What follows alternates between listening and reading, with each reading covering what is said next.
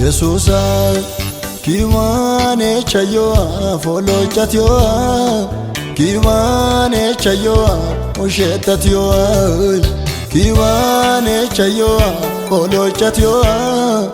Wallo kiwale nani koma irsi sumba Yesusa kiwane chayoa ushetatyoa kiwane chayoa folo chatyoa kiwane chayoa folo chatyoa samala ken yarenan ujiti gumba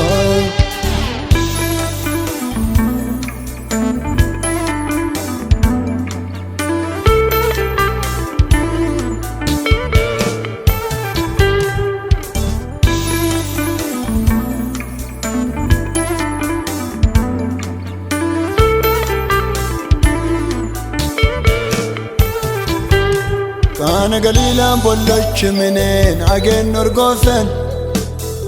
Asaktaro gaddalanu si liwitanen Kodanta Jesus illite waliro samati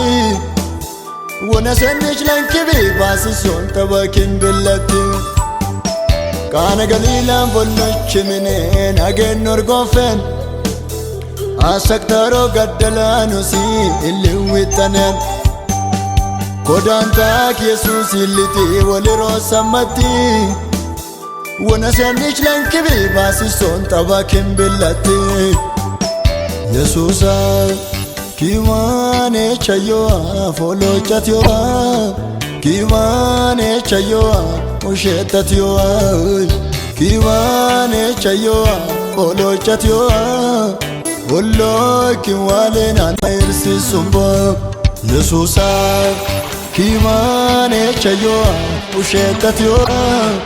kiwane chayoa folo chatyoa kiwane chayoa folo chatyoa samala ken yarena ujiti gumba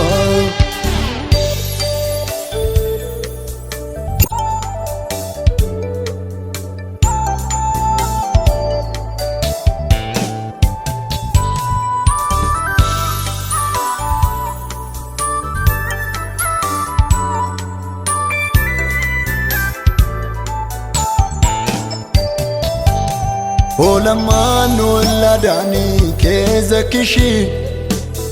Paisanchwa Jesus yenan galli ke hoshi Dalla koma oro kombo takichung masai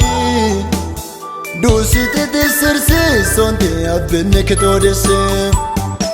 Olama nulla dani keza kishi Paisanchwa Jesus yenan galli ke hoshi Dalla koma oro kombo kakichung masai Dusiti disirsi sonte abinne ketodese Yesusa kiwane chayoa folo chatyoa kiwane chayoa ushetatyoa kiwane chayoa folo chatyoa Wallo kiwale nani koma irsi sumba Yesusa kiwane chayoa ushetatyoa kiwane chayoa folo chatyoa kiwane chayoa folo chatyoa samala ken yarena ujiti gumba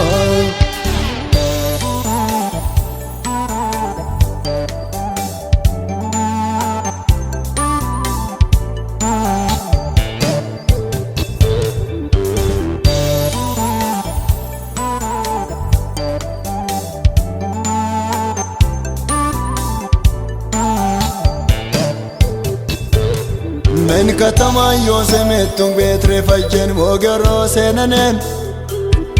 Abbu kau oani osallani hoge yanen Waltont bal Jesus wati muddant yartanen erata murti Resha fola wisi aman satonti njiji shinshit Men katama yosemetung betre fajjen wogero senanen Abbu kau oani osallani hoge yanen Walton tmal Jesus wati muddant yartaneni herata murti resha fola wisi amansa tondin jijishishiti Yesusa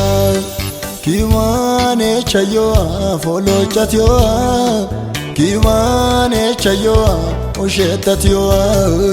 kiwane chayoa folo chatyoa Ollo kiwale nani koma irsi sumbo Yesusa kiwane chayoa oshetatyoa kiwane chayoa folo chatyoa kiwane chayoa folo chatyoa samalaken yarena ujiti gumbo